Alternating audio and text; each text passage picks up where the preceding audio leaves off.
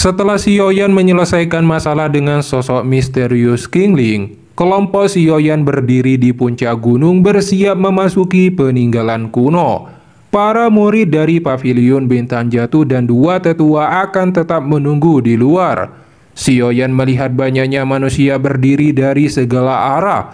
Dia tidak menyangka bahwa keterampilan Dao Kelastian memiliki daya pikat yang kuat. Dia mulai berpikir mana yang lebih kuat jika teratai api penghancur dan teknik Kelastian beradu. Kemudian segel ruang peninggalan kuno hancur, seperti kaca pecah dan peninggalan kuno secara resmi dibuka.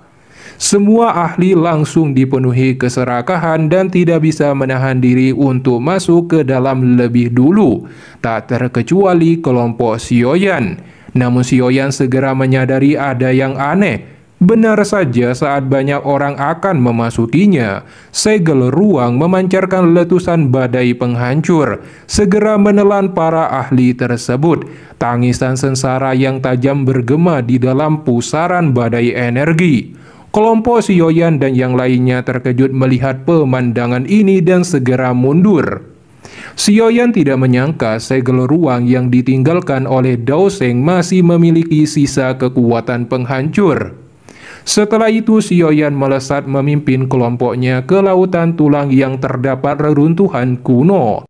Pada saat yang sama banyak ahli mengalir ke lautan tulang. Kecepatan terbang kelompok Xiaoyan mulai melambat saat melihat bangunan besar. Mengikuti pendekatan bertahap mereka, kabut putih yang tergantung di lautan tulang juga secara bertahap menjadi lebih tipis. Akhirnya pemandangan aula besar berwarna merah cerah terlihat di depan mata mereka dan mulai mendarat di depan pintu aula dengan jarak radius 100 meter. Banyak orang secara bertahap juga mendarat, tapi tidak ada yang memilih untuk memimpin dalam melangkah ke radius 100 meter. Pada saat ini, orang-orang telah berkumpul dan Xiaoyan menunggu dengan tenang. Dia tiba-tiba merasakan tatapan dingin. Xiaoyan mengalihkan pandangannya dan terkejut melihat Feng Qin'er dan anggota pionik iblis surgawi di sampingnya yang dipimpin oleh tetua suku pionik iblis surgawi. Terutama pria berambut putih ini. Dia bernama Huang Xuan di tingkat Daozun bintang 5. Huang Xuan juga melirik Xiaoyan dan berkata, "Qin'er, apakah itu orang yang kamu katakan memiliki esensi darah iblis pionik?" "Iya, namun tidak terduga bahwa setelah tidak bertemu dengannya selama beberapa tahun, dia benar-benar telah mencapai kelas Daozun." Feng Qin'er menggertakkan giginya dan berbicara dengan enggan. Tapi Huang Xuan meremehkan kekuatan Xiaoyan dan berkata untuk jangan khawatir. Karena saat Feng Qin'er mendapatkan warisan dari sukunya, dia akan menerobos Daozun juga. Dengan Huang Xuan di sampingnya, Feng Qin'er menjadi lebih percaya diri dan mengejek Xiaoyan. Tapi Xiaoyan segera mengalihkan pandangannya dan tidak menghiraukan perkataan itu, karena tatapan membunuh terpancar dari Huang Xuan saat ini. Xiaoyan mengalihkan pandangannya ke arah lain. Dia menemukan cukup banyak wajah yang familiar.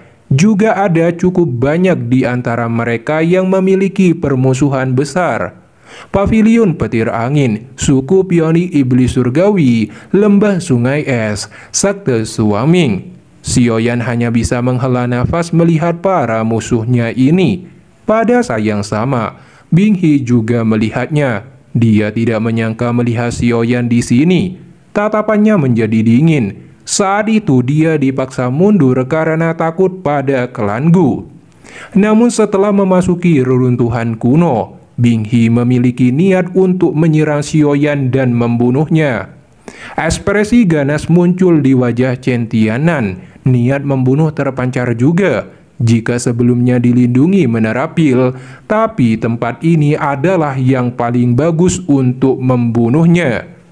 Meskipun mereka menyembunyikan niat membunuh, tapi Xiaoyan dapat merasakannya. Meski dia tidak takut, tapi akan sangat merepotkan jika bergabung. Lalu Tang Hong'er menghampiri Xiaoyan dan menyapanya. Xiaoyan juga tidak menyangka melihat kecantikan dari lembah api yang terbakar di sini. Di sampingnya ada ayahnya, Tang Zhen, memimpin anggotanya dan menyapa Xiaoyan. Tang Zhen tidak menyangka selain menjadi juara pertemuan pil, dalam 2 tahun telah mencapai Daozun.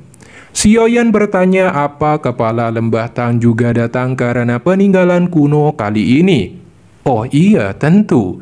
Peninggalan kuno ditinggalkan oleh seorang elit Daozeng, bahkan lebih langka. Bagaimana mungkin aku tidak datang? Tang Zhen juga menyadari situasi Xiaoyan sekarang kurang baik. Jadi dia menawarkan bantuan. Jika setelah memasuki peninggalan kuno jatuh dalam situasi kritis, Xiaoyan secara alami sangat senang dan menerimanya. Alasan Tang Zhen membantunya sebagian karena bantuan dari memurnikan pil saat itu. Hal utama adalah Xiaoyan sebagai seorang alkimis tingkat 8 yang memiliki kualifikasi dipandang serius oleh Tang Zhen. Selain itu, semua orang ini ingin mendapatkan skill Dao kelas Tian. Jadi tidak mungkin bagi musuhnya untuk terlibat dalam pertempuran berdarah dengan kelompok Xiaoyan sebelum mereka mendapatkan keterampilan Dao kelas Tian. Kemudian pintu aula besar terbuka dengan terowongan tak berujung. Semua orang mengungkapkan ekspresi ketamakan saat melihat pemandangan ini. Lautan manusia segera berubah menjadi keributan ketika mereka melihat seseorang memimpin jalan. Banyak orang melintas dengan cepat saat mereka menyerbu ke dalam pintu reruntuhan kuno. Dibandingkan dengan kecerobohan orang-orang ini, kelompok Xiaoyan dan yang lainnya tidak bergerak.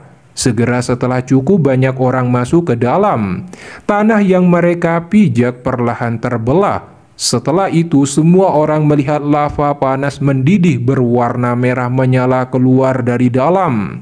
Di saat yang sama, dinding terowongan yang luas itu juga tiba-tiba mengeluarkan banyak pilar api biru iblis. Siapapun yang terkena pilar api biru ini akan berubah menjadi abu, menyebabkan orang-orang di dalam terowongan menghilang langsung lenyap dengan jeritan menyedihkan. Mereka yang sebelumnya dipenuhi keserakahan, obsesi itu menjadi hilang di bawah ancaman kematian. Setelah itu, faksi besar akhirnya mulai bertindak. Lonjakan Dao Qi langsung menutupi tubuh mereka sebelum akhirnya menerjang maju untuk melewati jalur api. Dengan kekuatan Dao Qi sebagai perisai, pilar api yang ditembakkan dapat diblokir. Melihat adegan ini, Tang Zhen berkata pada Xiaoyan, dengan api surgawi yang dimilikinya, jalur api ini bukan masalah bagi kelompoknya. Setelah perkataan itu, Tang Zhen mengeluarkan api surgawi 9 naga petir, membungkus semua orang dari lembah api yang terbakar. Xiaoyan juga mengeluarkan api surgawinya yang segera membentuk naga api, membungkus dokter peri kecil Ziyan, Tianhao, dan Xiongzhang. Tang Zhen mengungkapkan ekspresi terkejut melihat api surgawi tersebut. 9 naga api petir juga bergetar hebat karena takut. Kepala lembah Tang, Xiaoyan harus masuk lebih dulu. Xiaoyan tersenyum. Dia mengabaikan ekspresi terkejut Tang Zhen saat mengontrol naga api, bergegas melewati ke jalur api yang sangat panas. Tang Zhen berkata, bocah ini dia sungguh mengerikan. Dia dan kelompoknya juga mulai masuk ke dalam. Naga api dengan arogansi melewati banyak orang saat langsung bergegas melewati jalur api. Setelah menyerbu ke jalur api, suhu di sekitarnya jelas telah dinaikkan puluhan kali lipat, menyebabkan ada cukup banyak ahli yang maju dengan seluruh kekuatan mereka. Sementara orang-orang menahan pilar api dan lahar saat mereka dengan ganas maju ke depan, mereka juga melihat kelompok Xiaoyan yang terlihat terbang dengan santai. Dengan bantuan api surgawi, tingkat kemajuan kelompok Xiaoyan cukup cepat, langsung melewati beberapa ahli yang masuk lebih awal dari mereka. Kelompok Xiaoyan akhirnya melihat kelompok Binghi yang dilindungi oleh kekuatan dingin. Bing Hee yang berada di dalam kabut sedingin es merasakan kelompok Xiaoyan di belakang. Dia melambaikan lengan bajunya. Segera kecepatan mereka meningkat dan menghilang dari pandangan kelompok Xiaoyan. Xiongzhang berkata, karakter yang mengerikan ini, apakah mereka berlari begitu cepat karena takut kita akan menyerang mereka? Ayo pergi, aku merasakan ada sesuatu yang tidak beres dengan jalur api ini. Mari kita pergi dulu sebelum berbicara. Mata Xiaoyan melihat api biru di sekitarnya. Dia melambaikan tangannya. Naga api melesat secara eksplosif menuju ujung jalur api. Hal yang mengejutkan mereka adalah orang-orang dari lembah sungai es telah benar-benar menghilang. Situasinya tidak tepat. Tidak mungkin kecepatan orang-orang dari lembah sungai es melebihi kita. Dokter peri kecil berkata dengan heran. Xiaoyan mengurangi kecepatannya. Dia melihat jalur api masih belum terlihat ujungnya. Dia akhirnya menyadari sesuatu dan memberitahu kelompoknya bahwa jalur api ini adalah jebakan. Jika kita terus melakukan perjalanan melalui jalur api, Daoqi di dalam tubuh kita akan habis cepat atau lambat. Jika jalur api ini bukan pintu masuk yang sebenarnya, di manakah pintu masuk yang sebenarnya? Dokter peri kecil bertanya dan yang lainnya juga ikut kebingungan. Xiaoyan mengungkapkan ekspresi pemikiran yang dalam. Matanya tertuju pada magma di bawahnya dan berkata, alasan mengapa anggota lembah sungai es telah menghilang kemungkinan besar karena Bing Hunzunzi telah menemukan pintu masuk yang sebenarnya. Namun kiri, kanan, dan atas terowongan ini adalah dinding batu. Dokter peri kecil dan Tian Hao terkejut mendengar ini. Xiaoyan dan kelompoknya akhirnya terjun ke bawah lava dengan perlindungan api surgawi.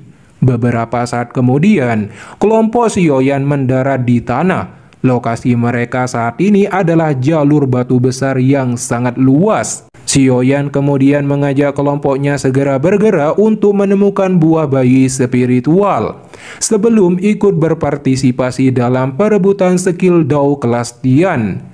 Xiaoyan juga menyerahkan urusan menemukan buah bayi spiritual kepada Xian karena memiliki persepsi yang bagus. Kemudian Xiaoyan dan kelompoknya akhirnya sampai di alun-alun dan menemukan sudah ada cukup banyak orang. Di antara mereka termasuk suku Pionik Iblis Surgawi, Lembah Sungai Es, dan yang lainnya. Kemunculan kelompok Xiaoyan segera menarik perhatian semua orang di alun-alun. Bing Hee mengerutkan keningnya. Dia tidak berharap kelompok Xiaoyan akan menemukan misteri jalur api dengan begitu cepat. Xiaoyan mengabaikan tatapan mereka, tapi beralih ke tepi alun-alun yang terdapat 10 boneka iblis bumi berwarna hitam dengan hiasan perak dan hijau yang setara dozong puncak. Di belakang boneka itu ada pintu batu dengan fluktuasi ruang di atasnya. Xiaoyan dan yang lainnya menyadari bahwa untuk membukanya tidak dapat menggunakan kekerasan, tapi harus mengalahkan 10 boneka iblis bumi. Setelah banyak orang berdiskusi, seseorang pak tua di kelas Daozun bintang 2 maju. Diikuti Daoqi yang kuat melonjak dari tubuhnya ketika pak tua itu berjarak 100 kaki dari pintu. 10 boneka iblis bumi bangkit menatap dingin pak tua itu. Tangan 10 boneka setan bumi memegang tombak panjang. Pak tua itu hanya tertawa, menyerbu maju dan memulai pertarungan dengan mereka. Setiap kali dia mengayunkan tinjunya, dia akan memaksa boneka itu mundur satu persatu. Xiaoyan melihat pertarungan ini berpikir para boneka tidak akan bisa bertahan lama. Namun setelah memukul mundur 3 boneka sekaligus, 10 boneka iblis segera membentuk formasi. Gelombang energi terhubung ke tubuh mereka masing-masing membentuk cincin cahaya. 1 boneka memancarkan cahaya emas setelah ditransfer kekuatan dan berevolusi menjadi boneka setan langit di tingkat Daozun bintang 2. Xiaoyan tertegun melihat adegan ini, terutama ekspresi pak tua itu. boneka iblis langit berwarna kuning emas tiba-tiba bergetar dan muncul di depan Pak Tua itu. Tinjunya yang berisi cahaya keemasan diayunkan dengan keras. Dihadapkan dengan tinju yang sangat kuat ini, lelaki tua itu buru-buru menggunakan semua kekuatannya untuk menghadapinya. Sayangnya perbedaan kekuatan telah berbeda jauh. Pak Tua yang menerima pukulan itu langsung memuntahkan darah sebelum akhirnya terhempas keras. Setelah itu boneka setan langit menarik tinjunya. Kemudian para boneka itu kembali berjaga di depan pintu masuk. Sementara banyak orang takut untuk berurusan dengan 10 boneka iblis bumi. Tapi Sioyan memiliki keinginan untuk mendapatkan mereka karena sangat tertarik dengan teknik formasi itu, juga bisa menambah kekuatan dan memungkinkan bertarung melawan Daozun bintang 5. Setelah memikirkannya, Sioyan bergerak seperti kilas setelah meminta dokter peri kecil mengawasi yang lain. Semua orang terkejut melihat Sioyan tiba-tiba melesat. Huang Xuan juga melesat maju untuk memiliki para boneka itu. Sioyan mengerutkan keningnya saat melihatnya. Dia dengan cepat memasuki radius 100 kaki di depan pintu. Huang Xuan menyusul, pukulan keras diayunkan ke punggung Sioyan. Sioyan dengan reaksi cepat menghindari serangan itu, dan kekuatan spiritual keluar dari keningnya. Itu mendarat pada 10 boneka setan langit yang segera memasuki kepala boneka. Karena Sioyan pernah menciptakan boneka iblis bumi, dia jelas menyadari kelemahan boneka semacam itu. Hal yang perlu dia lakukan adalah mengontrol dengan kekuatan spiritual. Huang Xuan yang merasakan kekuatan spiritual Sioyan menyebar, dia tidak mengetahui metode untuk mengontrol boneka tersebut. Oleh karena itu, dia tidak dapat bersaing dengan Sioyan. Jadi dia hanya perlu menghancurkan boneka agar Sioyan juga tidak mendapatkannya. Dia melesat membawa kekuatan besar pada pukulannya. Tapi saat akan bertabrakan, pukulan Huang Xuan diblokir oleh boneka setan langit milik Sioyan. Huang Xuan segera menarik diri, merasakan bahaya yang lebih kuat dari boneka cahaya emas sebelumnya. Di saat itu juga, Sioyan telah berhasil menaklukkan 10 boneka iblis bumi dan membungkusnya ke dalam cincin penyimpanannya. Dengan ini juga, Sioyan berhasil membuka pintu alun-alun dan terlihat beberapa teleportasi kuno menuju ke tempat tertentu. Dengan mengandalkan penciuman Xian, kelompok Sioyan berhasil menemukan tempat buah bayi spiritual berada.